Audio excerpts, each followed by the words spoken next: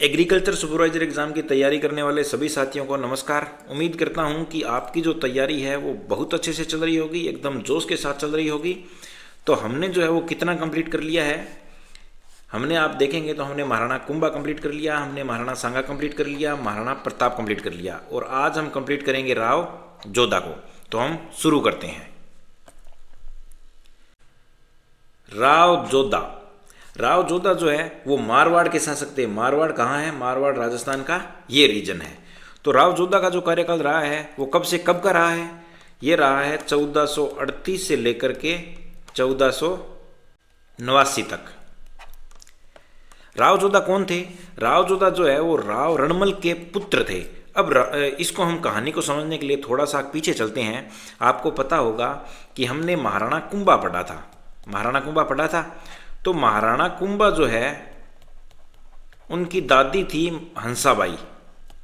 हंसाबाई इनकी दादी थी। तो जो हंसाबाई है इनके भाई थे रणमल। रणमल जो है वो मारवाड़ के ही थे, लेकिन रणमल का जो प्रभाव था वो मेवाड़ में बहुत ज़्यादा था, क्योंकि महाराणा कुंभा की उम्र उस समय 10 साल थी और ये जो रणमल है ये मेवाड़ में थे। तो ये मेवाड़ में थे तो इनका मेवाड़ के राजकाज में बहुत ज़्यादा हस्तक्षेप था, यानी सारे निर्णय जो है वो इनके द्वारा ही लिए जा रहे थे। तो मेवाड़ में क्या थे? मेवाड़ में थे राघव देव, महाराणा लाखा के पुत्र थे। तो रणमल ने क्या किया? राघव देव की हत्या कर दी। तो जब रणमल ने राघव देव की हत्या कर दी तो वहाँ के सामंत थे और महाराणा कुंभा थे, उनको ये एहसास हुआ कि जो है रणमल तो कल को महाराणा कुंभा की भी हत्या कर सकते हैं। तो इन्होंने क्या किया? रणमल की एक प्रेमिका थी भारमली, ये मेवाड़ की थी। तो इस भारमली की सहायता से रणमल की हत्या करवा दी। जब रणमल की हत्या करवाई तो राव जोधा जो थे ये रणमल के बेटे थे, तो ये यहीं मेवाड़ में थे। जब इन्हें पता लगा कि रणमल की हत्या हो चुकी है तो ये यहाँ से भाग करके कहाँ चले गए? काहुनी गांव चले गए। बीकानेर में काहुनी गांव। राघव देव जिनकी हत्या जो है वो की थी रणमल ने, और राघव देव के भाई थे चुंडा। तो चुंडा ने क्या किया? मारवाड़ की राजधानी क्या थी? मंडोर। तो चुंडा ने क्या किया? मंडोर पर अधिकार कर लिया। तो आप ये देखिए कि जहां तो पहले क्या था कि रणमल के पास आप देखें तो मेवाड़ के राजकाज में इनका पूरा हस्तक्षेप था और मारवाड़ इनका था ही। लेकिन अब क्या हुआ? मेवाड़ इनके हाथ से चला गया और मारवाड़ भी इनके हाथ से चला गया। तो राव जोधा कहाँ चले गए? ये चले गए काहुनी गांव में। तो अभी हमने क्या देखा कि राघव देव के भाई जो चुंडा थे इन्होंने मंडोर पर अधिकार कर लिया। किसने कर लिया? चुंडा ने। और राव जोधा कहाँ है? काहुनी गांव, बीकानेर में। और ये है मेवाड़। मेवाड़ में कौन है? महाराणा कुंभा।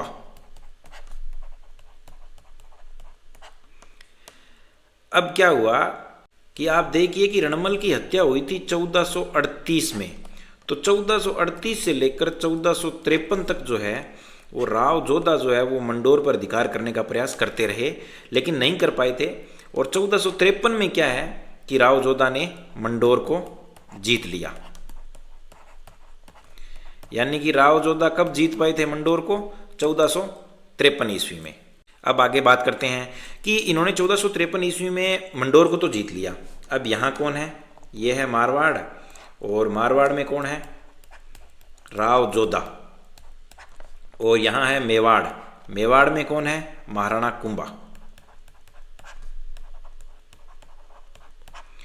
अब क्या हुआ कि महाराणा कुंभा कई युद्धों में व्यस्त थे। जैसे यहाँ गुजरात के साथ युद्ध चल रहा था, यहाँ मालवा के साथ युद्ध चल रहा था, नागौर में भी वो शम्स खान वाला मैटर चल रहा था।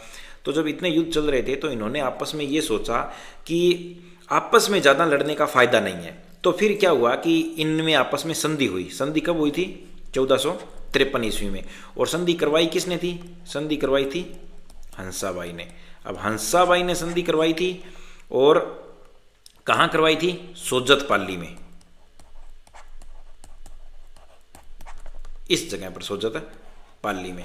तो इस संधि में क्या हुआ था, जैसे कि हमने महाराणा कुंभा में भी पढ़ा था कि इस संधि में ये हुआ था कि आंवल यानी जो हरी भरी झाड़ियों वाला क्षेत्र है वो तो होगा मेवाड़ का, और बांवल यानी बबूल का जो क्षेत्र है वो होगा मारवाड़ का भाग। और इस संधि में क्या हुआ था कि ये जो राव जोधा थे इनकी पुत्री थी श्रृंगार देवी। श्रृंगार देवी का विवाह करवाया था महाराणा कुंभा के पुत्र रायमल से। ये हुई आवल बावल की संधि। अब ये संधि हो गई तो इसमें क्या हुआ, फिर राव जोधा एक प्रकार से आप ये मान लीजिए कि थोड़ा फ्री हो गए, क्योंकि उनको मेवाड़ के साथ युद्ध नहीं लड़ना है, तो वो एक प्रकार से थोड़ा निश्चिंत हो गए। फिर उन्होंने क्या किया, मंडोर पे थे ये, तो फिर उन्होंने आगे क्या किया, यहाँ आसपास मेड़ता, फलोदी, पोखरण, भाद्राजून, सोजत, जेतारण, शिव, सिवाना, नागौर यानी जो ये आसपास का जो एरिया भी था ना, इस एरिया पर धीरे धीरे इन्होंने कब्जा कर लिया। और कब्जा करके क्या किया, अपने सगे संबंधियों को सामंत के रूप में नियुक्त कर दिया। सामंत आप ये मान लीजिए कि उस छोटी जगह का, एक जगह का मान लीजिए, जैसे हम बात करें कि जेतारण मान लीजिए, तो एक प्रकार से वो जेतारण के आप ये मान लीजिए कि छोटे मोटे राजा हैं, लेकिन वो किसके अंडर में है, वो अंडर में है राव जोधा के अंडर में। तो इस कारण से राव जोधा को मारवाड़ में सामंत प्रथा का वास्तविक संस्थापक माना जाता है। तो ये क्वेश्चन अगर आ जाए कि सामंत प्रथा का वास्तविक संस्थापक किसे माना जाता है, तो वो राव जोधा को माना जाता है।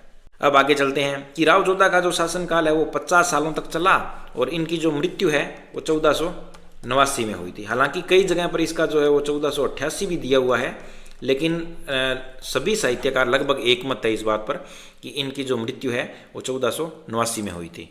राव जोधा के बड़े पुत्र कौन थे, राव जोधा के बड़े पुत्र थे कुंवर निम्बा। लेकिन राव जोधा ने अपनी रानी जसमादे हाड़ी ये इनकी रानी थी, इनके प्रभाव में आकर के इन्होंने क्या किया, राव सातल देव को अपना उत्तराधिकारी घोषित किया। आगे बात करें, एक युद्ध है झांसला गांव का युद्ध। ये युद्ध ये भी एक फेमस युद्ध है। तो ये कब हुआ था, 1475 में। तो राव जोधा ने अपने पुत्र बीका के साथ छापर द्रोणपुर पर आक्रमण किया, यानी यहाँ लगभग ये बीकानेर रियासत के अंतर्गत आता था, तो यहाँ आक्रमण किया। तो यहाँ के शासक कौन थे, नर्मद और बागा यहाँ के शासक थे। इन्होंने दिल्ली के सुल्तान बहलोल लोदी से मदद मांगी। यहाँ कौन थे, दिल्ली के सुल्तान बहलोल लोदी। तो बहलोल लोदी से इन्होंने मदद मांगी नर्मद और बागा ने। तो बहलोल लोदी ने क्या किया, सारंग खां के नेतृत्व में सेना भेजी। यहाँ से सेना आई सारंग खान के नेतृत्व में। तो जब आई तो यहाँ पर ये युद्ध हुआ और इसमें सारंग खान को मार दिया गया। जब सारंग खान को मार दिया गया तो इनका एरिया जो था वो हिसार तक फैल गया था। तो इस युद्ध के बाद जोधा ने बीका से 2 शर्तें बनवाई थी। इन्होंने कहा था कि एक तो आप मुझे लांडनू मुझे सौंप दो, और दूसरा जोधपुर राज्य पर आप कभी दावा नहीं करोगे। तो बीका ने इसमें सहमति दी कि ठीक है, मैं कभी जोधपुर राज्य पर दावा नहीं करूंगा, लेकिन एक शर्त मेरी भी है कि मुझे जोधपुर के तख्त, राजचिन्ह, ढाल और तलवार मुझे मिलनी चाहिए। तो इन्होंने इस बात पर सहमति दे दी थी कि ठीक है ये आपको मिलेगी। लेकिन आगे जाकर इस पर भी विवाद हुआ था, लेकिन वो हमारे राव जोधा से संबंधित नहीं है। फिर आगे बात करते हैं कि राव जोधा का जो है वो सांस्कृतिक योगदान क्या रहा। तो राव जोधा ने अपनी राज्य की शक्ति को संगठित करने हेतु 1459 ईस्वी में एक राजधानी बनाई थी।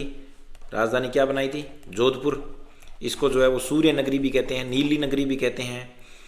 और सुरक्षा की दृष्टि से चिड़िया टूंक पहाड़ी पर एक दुर्ग का निर्माण कराया जिसे मेहरानगढ़ कहा गया। तो जो मेहरानगढ़ दुर्ग है ये कौन सी पहाड़ी पर बना है, चिड़िया टूंक पहाड़ी पर बना है। ये निर्माण इन्होंने करवाया था। और क्या हुआ इनके काल में कि इनकी जो माता थी कोडमदे, इन्होंने कोडमदेसर बावड़ी का निर्माण करवाया। कोडमदेसर बावड़ी कहाँ है, यहाँ बीकानेर है, बीकानेर में कोडमदेसर बावड़ी है। इस बावड़ी को पश्चिमी राजस्थान की सबसे प्राचीनतम बावड़ी भी कहा जाता है। और इनके काल में क्या हुआ कि अगर कल्चर की दृष्टि से बात करें तो राव जोधा ने काशी, गया और प्रयाग की यात्राएं की थी। हमें कैसे पता चलता है कि इन्होंने इन जगह की यात्राएं की थी, बिट्टू सूजा का ग्रंथ जेत सिरो छंद और गोसुंडी गांव के अभिलेख से हमें पता चलता है। और क्या हुआ था इनके काल में, पद्म सागर तालाब का निर्माण करवाया गया था। किसकी सहायता से, सेठ पदमचंद की सहायता। और क्या काम हुआ, और इनके काल में मेहरानगढ़ में नागणेची माता व चामुंडा माता मंदिर का निर्माण करवाया गया। ये है नागणेची माता मंदिर और ये है चामुंडा माता मंदिर। और इनकी रानी जसमादे हाड़ी ने जोधपुर में रानीसर तालाब का निर्माण कराया।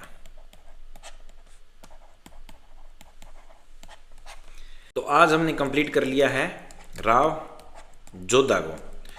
तो इस तरह से मैं क्या करूँगा अब कि इसकी पीडीएफ में नहीं डाल रहा, क्या होगा कि जब ये पूरे राजा हमारे कंप्लीट हो जाएंगे सभी राजा, तब सभी की जो पीडीएफ जो है वो मैं एक साथ डाल दूंगा। क्योंकि कई बार क्या होता है पढ़ाते समय मुझे लगता है कि ये 2 पॉइंट और ऐड हो जाने चाहिए थे, ये और ऐड हो जाने चाहिए थे। मैं क्या करूँगा पीडीएफ को कंप्लीट करके उसमें अच्छी तरीके से थोड़ा और उसमें इन्हांस करके और कंप्लीट पीडीएफ में जो है वो डाल दूंगा। तो आप उसी समय डाउनलोड कर लेना उसको और प्रिंट निकाल लेना और उस समय उसको पढ़ लेना। तो सभी बताइए कि तैयारी कैसी चल रही है। उम्मीद करता हूँ कि आपकी तैयारी एकदम अच्छे से चल रही होगी, एकदम जो है वो तैयारी करते रहिए। और एक बात ये भी है कि जैसे कि हम थोड़ा धीरे चल रहे हैं, लेकिन आप एक काम कीजिए कि आप जितना करवाया जा रहा है उसको आप साथ साथ कर लीजिए। हम 31 मार्च तक जो है वो आराम से कंप्लीट कर लेंगे। ये मैं आपको विश्वास दिलाता हूँ कि हम 31 मार्च तक अच्छी तरीके से कंप्लीट कर लेंगे।